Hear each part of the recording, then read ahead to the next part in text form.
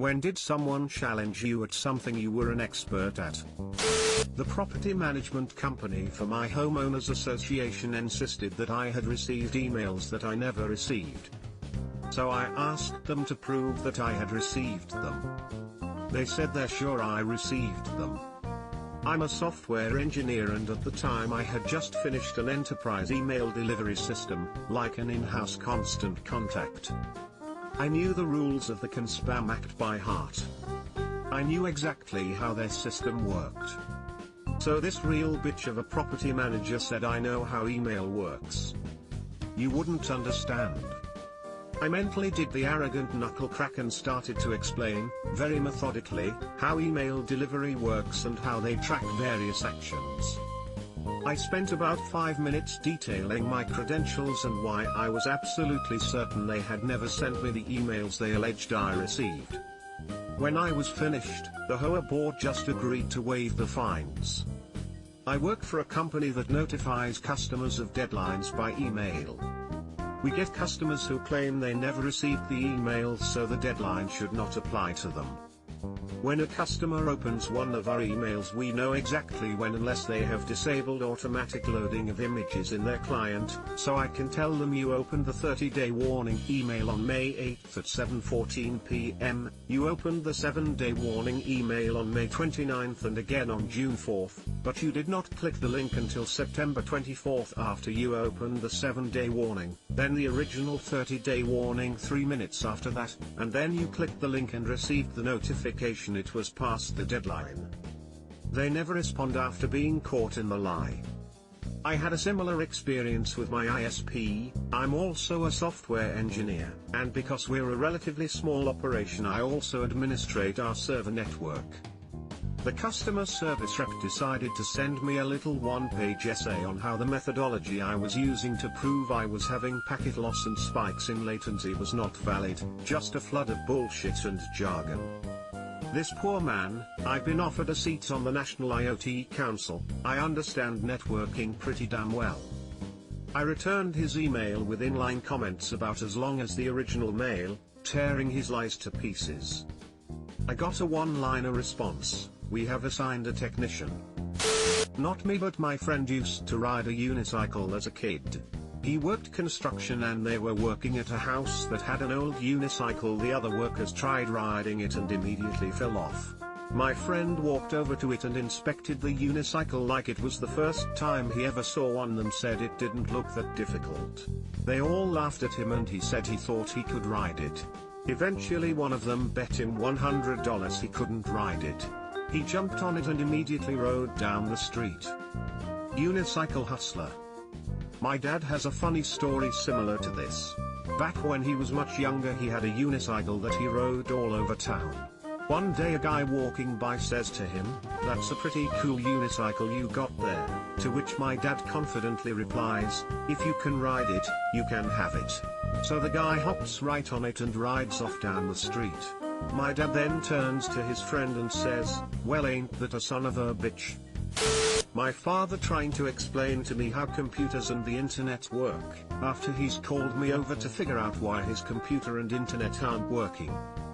Edit, spoiler, it was because my mom downgraded their TV package, and they must have accidentally turned off the audio Wi-Fi, since the video Wi-Fi was still working fine. Edit, my dad's understanding of electronics stopped evolving in the 1990s. He knows that plugging the DVD player in involves a 3-pronged cable, 2 for audio, 1 for video. I'm guessing he thinks the internet works the same way.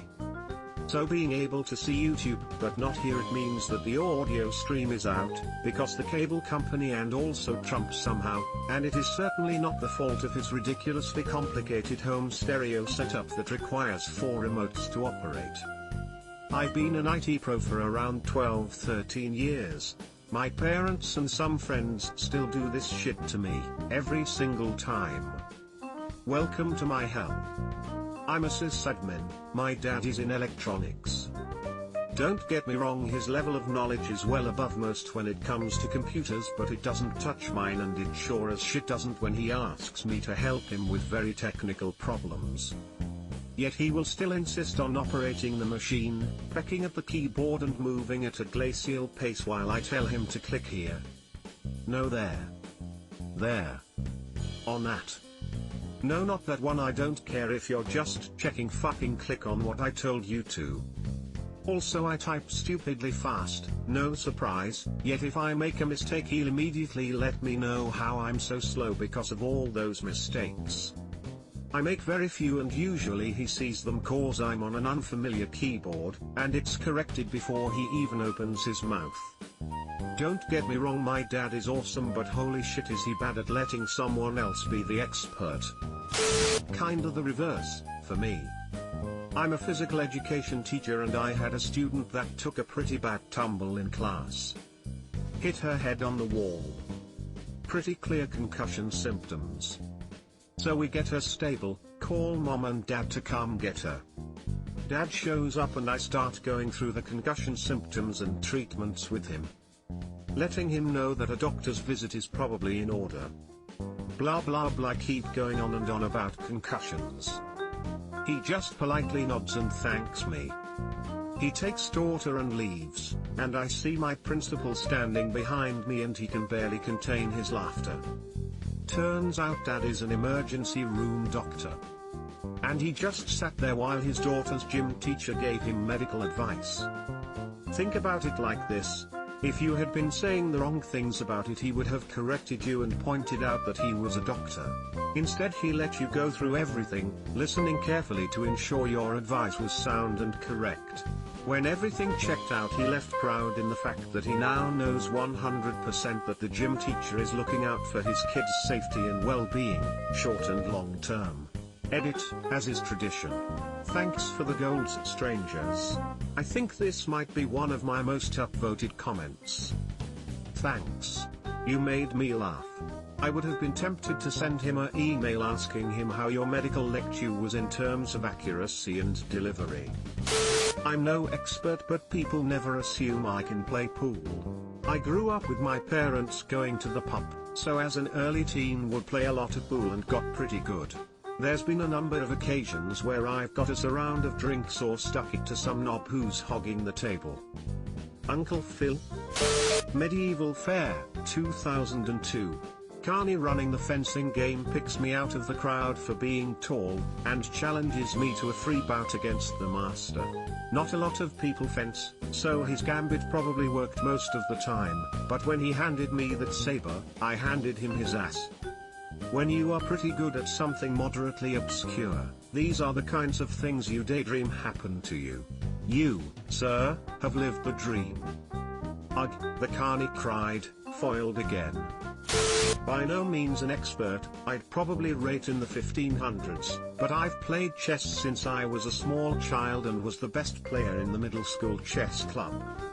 The guy who owned the pool hall me and my juvenile delinquent friends hung out in was talking about how dumb kids are these days and said he bet nobody in my group of hoodlums could play chess. I beat him soundly, then again in the rematch.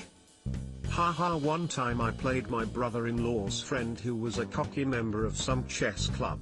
I started with a super aggressive opening. My brothers and I randomly read a lot of chess books growing up, and he had no idea what to do. I completely destroyed him. I have a friend who is in the low 1900s now and has been a competitive powerlifter for a few years. He's busting stereotypes in both directions. Went to a couple's night once and the guy had wall-to-wall movies and framed posters in his basement, super into it. Mentioned I used to be a movie nerd but not so much anymore. He challenged us to a movie trivia board game, kinda in a condescending way, and I tried to politely decline but my GF insisted we play. They went first, missed the question, then we ran the table. Never heard from them again. A similar thing happened with Harry Potter trivia recently. My wife and I had just finished reading the entire series, so when they missed their first question we proceeded to run the board. Eventually we missed one on purpose because we felt bad. Oh man, I'm a movie trivia nerd too. I used to play Seen It at parties with my friends. It was usually me versus 5 other people on one team. I typically won. When we were having a couple drinks on Friday after work, I was challenged to a shooting by a colleague. Little did he know I've been shooting air rifles competitively ever since I was 13. Not to say I am the greatest, but I've made it to the national finals for my country multiple times, and came 3rd and 6th. I have all the special clothes and gear and such you need to make it to such a level. The next day, Saturday, we showed up to the range I always shoot at. It's not a day I usually train, so not many people recognize me. I beat his ass left, right and center that day. Out of 600 points, he scored about 200 to 250 if I remember correctly. I got about 580, which was about average of what I used to shoot. He had to buy me a fancy bottle of whiskey, and now we shoot every 2 or 3 weeks together. Fun times. I'm sorry if it's hard to follow, English is my second language. Nah man, your English is good. When I was 12 I spent a day with my friend Jared and his new Remington 22 rifle. We were out in his backyard, shooting cans off a fence while his dad drank Bud Light. We were getting pretty good, or so we thought, when their new neighbor stopped by. After a few minutes of talking to Jared's dad, he came over and asked if he could have a go. Jared, how many do you think you can hit? Guy, I don't know. I'm pretty good, so probably all of them. Jared, I bet you don't hit half of them.